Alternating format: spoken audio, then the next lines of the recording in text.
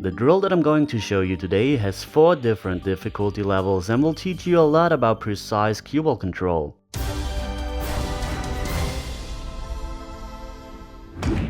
Set the balls up like this. On the first shot you have ball in hand and you aren't allowed to collide into any other balls. On level 1 you can play all the balls in a random order. On level 2 you have to play a group of balls first, solids or stripes, and then the other group.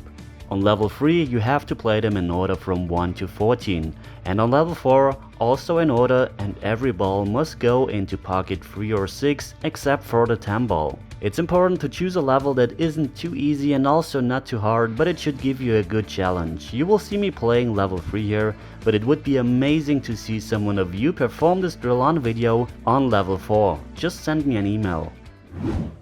Okay, I'm starting with ball in hand here and I'm playing low with a touch of left hand English on the cue ball. This just helps me to make the ball and to stay above the 2 ball, because obviously I just want to have a straight in shot on the 2 ball here.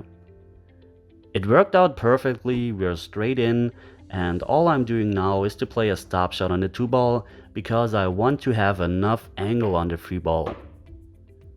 As you see here, we have a nice angle on the 3 ball, and with this angle all I have to do is to add right hand English to the cue ball. With less angle I would need to hit low on the cue ball because the natural force of the cue ball will go forwards. But with this angle, as you see, all I have to do is right hand English and go through the cue ball, and we end up with a very nice angle on the 4 ball. This is a very interesting principle and can be learned in one of my videos, for example about the cue ball physics or when to use low and spin. From the 4 to the 5 I have the perfect angle because I can go below the 7 ball, and I want to end up fairly straight on the 5 ball. A little off the rail would be nice because I have multiple options. If I end up like this here, a little too straight, I can draw the ball with more angle. I can go the same path below the 7 again that I just played from the 4 ball. This looks very difficult now because I'm drawing the ball, but it's actually a lot easier because the 7 ball isn't in the way. If I'm drawing the ball like you see here, I just have to go up table with a touch of right hand English that brings me towards the 6 ball, but I will always have a shot on the 6 ball. And since we aren't allowed to collide into any other ball, and the head part of the table is empty, nothing can go wrong here basically.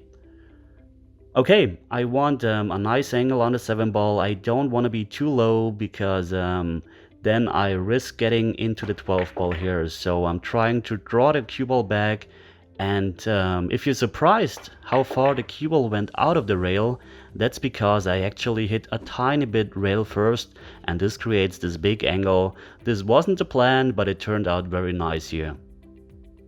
Okay, all I have to do now is follow the ball, maybe a tiny bit of left hand English, and go between the 8 ball and the 11 ball as you see here, with a nice speed control so that I end up with a pretty much straight in shot on the 8 ball. It turned out very nice as you see here, perfect line of the cue ball, and I'm pretty much straight on the 8 ball. And the important thing here is I don't just play a stop shot, I'm now going to check which angle I want to have on the 9 ball. And as you see here, this is a straight line. I'm first looking on the straight line and then checking where I want to be. I don't want to be perfectly straight, either a little bit to the left or to the right. It doesn't matter, but it's very important to go behind the line and check that before you're playing the 8 ball. This turned out pretty nice. You will see the angle in a minute when I go down on the 9 ball. And I have now several options. I have to follow the cue ball as you see here. I have a tiny bit of an angle, and I either can play the 10 ball into the corner pocket or into the side pocket. I'm deciding to go for the corner pocket here because there's just more margin for error. If I'm trying to get into the side pocket and I'm ending above the 10 ball, I'm going into the balls, and that's the problem. Another problem, I just can't roll the ball in with follow because the cue ball would follow too much, so I'm hitting a tiny bit above center as you see here. I'm playing it with authority. That means I can control the follow of the cue ball a lot better. Okay, I try to get straight on the 10 ball. I'm not perfectly straight as you're seeing here, So I'm trying to hold the cue ball as good as I can. That means I'm hitting as low as possible, hitting very soft, and also use a touch of left hand English that throws the 10 ball to the right. That means I can hit a little straighter, and you see the cue ball didn't move a lot here. Okay, we're almost through. We have a nice angle on the 11 ball, and I'm trying to get to the center of the table again. That means hitting low with a touch of left hand English. Then I can pass the 13 ball and have a nice shot on the 12 ball. You see the angle here, just low with a touch of left hand English that opens the angle on that long rail so that I don't hit that 13 ball. And you see the English grab here without the tiny bit of left hand English. I would have collided into the 13 ball. Okay, it looks very nice. I have the perfect angle on the 12 ball. The 13 ball passes easily into the side pocket. So all I'm doing here is playing a follow shot, and I'm concentrating. I'm just pushing the cue forwards in a straight line. I don't want to mess up here. I messed up on the last remaining balls a couple of times before, so I can really feel it here, and I can really feel the pressure because yeah, I was playing this drill for quite a while to be honest, but the problem is you see the first time here how I'm walking into the shot, and the problem with my GoPro is that I have to bend my head in a very strange way, so I can't really prepare the shot like I'm usually doing, but I hope this looks a lot better here.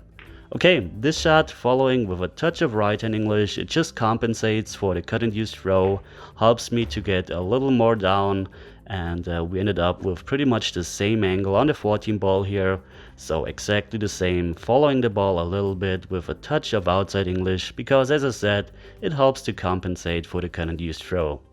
Okay, if I make this ball, yes, of course I made it, otherwise I wouldn't have uploaded it. Yeah, I completed this drill and I'm really happy here because this was really exhausting. Okay, I hope you've learned something new in this video, and just a quick reminder, I now have my own Charivari shop. If you're interested, check out the link in the video description. If you liked this video, please consider to leave a thumbs up, comment, share this video, and if you haven't already, subscribe to my channel. A huge thank you goes out to my patrons and also my sponsors. Thanks for watching guys, and as always, see you at the next lesson. Take care.